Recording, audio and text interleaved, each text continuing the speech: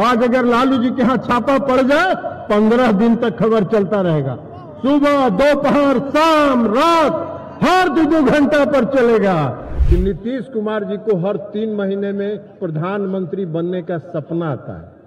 जैसे ही महागठबंधन बिहार में बना, भारतीय जनता पार्टी के जो नेता दिल्ली में बैठे हुए थे, उनको 440 वोल्ट का तुरंत करंट लगा। बिहार के मुख्यमंत्री माननीय नीतीश कुमार जी के बारे में भी बड़ा अनाप शनाप बोले। क्या क्या बोले? आपको सपना आता है कि 2024 में कैसे सड़क पर आप टहलिएगा और रोड पर घूमने का काम करिएगा। भाषण में उन्होंने कहा कि नीतीश कुमार जी ने जॉर्ज फर्नांडिस को ठगा। अरे आपका कितना दिन का राजनीतिक इतिहास है?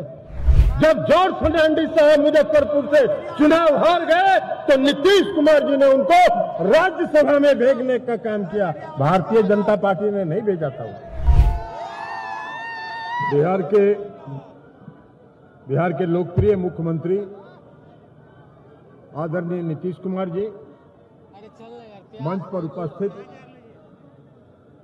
युवा हृदय सम्राट और बिहार के माननीय उप मुख्यमंत्री श्री तेजस्वी प्रसाद यादव जी, हल्ला मत कीजिए, भारतीय माले के महासचिव दीपांकर भट्टाचार्य जी, बिहार के पूर्व मुख्यमंत्री जीतन राम मांझी जी, यहाँ मंच पर उपस्थित महागठबंधन और सभी दलों के सभी सम्मानित नेतागण, सभी माननीय मंत्रीगण, सभी माननीय विधायकगण और इस महारैली में आए हुए आप तमाम साथियों का मैं अभिनंदन करता हूं और स्वागत करता हूं।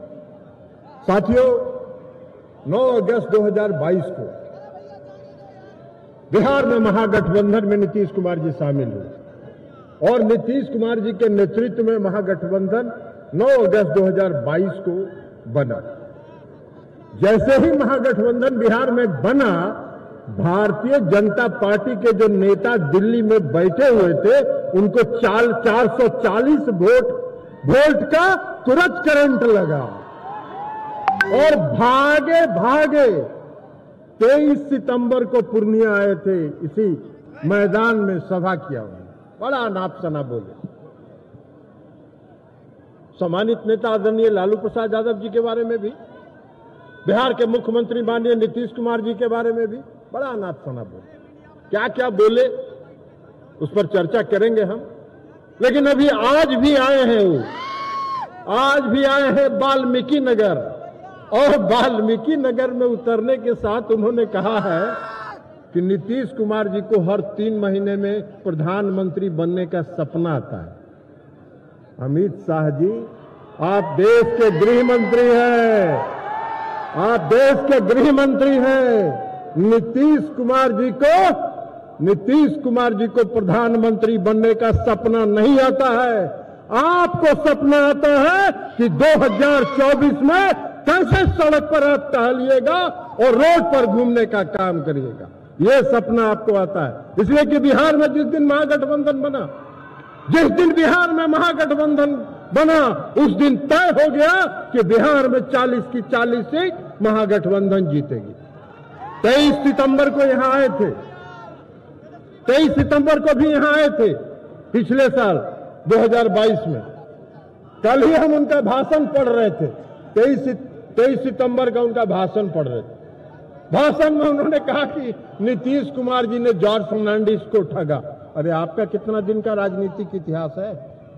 कितने दिन आपका राजनीतिक इतिहास है? आपको क्या मालूम है? जब जॉर्ज फर्नांडिस साहब मुजफ्फरपुर से चुनाव हार गए तो नीतीश कुमार जी ने उनको राज्यसभा में भेजने का काम किया। भारतीय जनता पार्टी ने नहीं भेजा था। नीतीश कुमार जी अपने बुजुर्गों का नेतृत्व का, जो बुजुर्ग नेतृत्व करते हैं, उनका सम्मान करना चाहते हैं। सम्मान करना तो आप नहीं जानते, लेकिन है।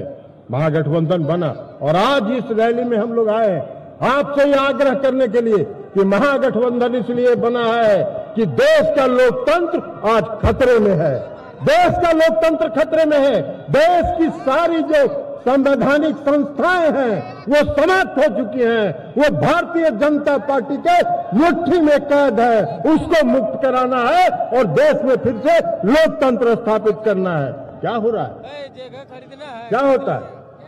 आज ये भी बोले हैं वाल्मीकि नगर में कि जंगल राज के प्रतीक लालू प्रसाद यादव जी के गोद में बैठ गए जाके नीतीश कुमार।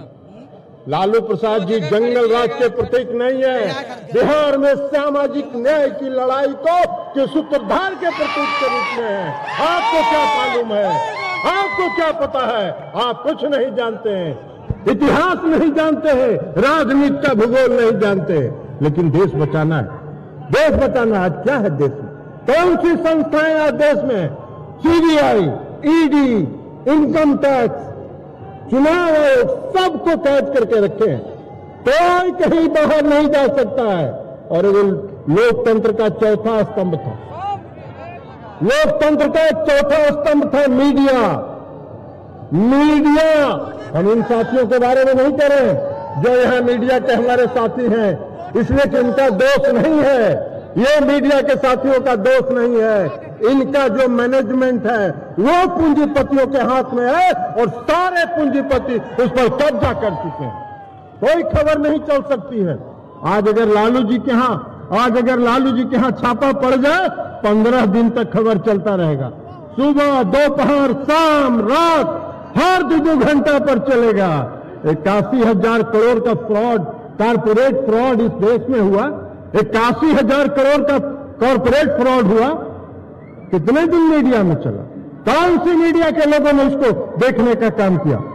कौन सी मीडिया ने दिखाने का काम किया? किसी ने नहीं दिखाने का काम किया।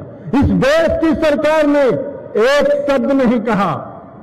कभी भी तो कहते भाई माननीय गृह मंत्री जी, प्रवचन तो आप दे रहे हैं, प्रवचन तो दे रहे हैं, तो यह भी तो कहते कि 81,000 करोड़ रुपए का कॉर्पोरेट फ्रॉड इस देश में हुआ कि नहीं हुआ। आप यह भी तो कहते कि अगर हुआ है तो हम उसकी जांच कराएंगे, दोषियों को दंडित करेंगे। किसका पैसा गया? किसका पैसा गया? ये लोगों का पैसा गया, इन लोगों का पैसा गया, देश की जनता का पैसा गया। लाखों करोड़ रुपया जो जीवन बीमा निगम में, LIC में जो लोगों ने इन्वेस्ट किया है, 18,000 करोड़ रुपए का घाटा एक दिन में हुआ। 18,000 करोड़ रुपए का घाटा LIC को एक दिन में हुआ। कोई पूछने वाला नहीं है। आज तक सरकार एक शब्द नहीं बोल रही है। सरकार ने कभी चर्चा भी नहीं किया कि यहां देश में फ्रॉड हुआ कि नहीं हुआ। इसकी जो भी समाचार हैं वो इंटरनेशनल मीडिया में आ रहे हैं। इस देश की मीडिया नहीं दिखा रही, इसलिए कि इस देश की मीडिया दिखा कैसे सकती है? इस देश की मीडिया तो वही दिखाएगी जो वहां से स्क्रिप्ट उनको दिया जाएगा। इसलिए लोकतंत्र खतरा में, लोकतंत्र खतरा में है। आज एक भी जरा पूरे देश में भारतीय जनता पार्टी के नेताओं को हम चुनौती देते हैं कि पूरे देश में एक भी भारतीय जनता पार्टी के नेता के यहां कोई छापा पड़ा क्या? सीबीआई हो, ईडी हो या इनकम टैक्स हो, नहीं पड़ा, नहीं पड़ेगा। इसलिए कि कोई कितना भी भ्रष्ट हो, अगर भारतीय जनता पार्टी में शामिल हो गया तो Bharatiya Janata party washing machine है, वो वॉशिंग मशीन से साफ होकर चकाचक होकर निकल गए। अरे वाह भाई, अरे वाह भाई, ऐसा वॉशिंग मशीन चला रहे हो। आज देश का लोकतंत्र खतरे में है। देश में अघोषित आपातकाल है, देश में इमरजेंसी से भी बदतर स्थिति है। इसलिए लोकतंत्र खतरे में। देश को आज बचाने की आवश्यकता है, इस लोकतंत्र को बचाने की आवश्यकता है। जो संवैधानिक संस्थाएं हैं वो जो उनके मुट्ठी में कैद है उसको मुक्त कराने की आवश्यकता है। और उसको मुक्त अगर कराना है तो 2024 में भाजपा मुक्त भारत का निर्माण करना होगा। और इस रैली में आज हम ये संकल्प लेने के लिए आए हैं।